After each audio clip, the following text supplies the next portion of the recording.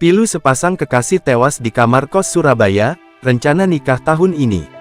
Sepasang kekasih ditemukan dalam kondisi tidak bernyawa di salah satu kamar kos di Jalan Sido Sermo Indah, Kecamatan Wonocolo, Surabaya, Jawa Timur, Kamis tanggal 10 April tahun 2025. Informasinya, kosan yang menjadi lokasi penemuan jasad korban merupakan milik korban wanita, berinisial Na, 29, warga Lamongan, diketahui berprofesi sebagai perawat di sebuah rumah sakit swasta kota Surabaya.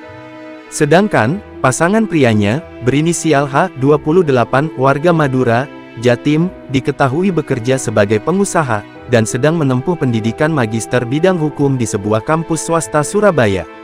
Keduanya dikabarkan bakal melangsungkan pernikahan pada tahun ini. Pantauan tribunjatim.com di lokasi, sekitar pukul 13 waktu Indonesia Barat, kedua mayat dievakuasi oleh petugas medis dan anggota kepolisian dari lokasi kamar kosan ke dalam dua mobil ambulan yang berbeda. Kemudian, anggota tim Inafis Polrestabes Surabaya melakukan olah TKP di dalam kamar kosan untuk mengumpulkan barang bukti. Lalu, memasang garis batas polisi di area lorong kamar korban.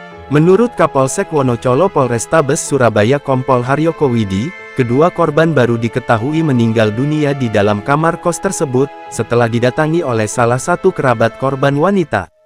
Kemudian, saksi penemu pertama melaporkan temuan tersebut ke pihak penjaga. Lalu laporan tersebut dilanjutkan kepada pihak kepolisian.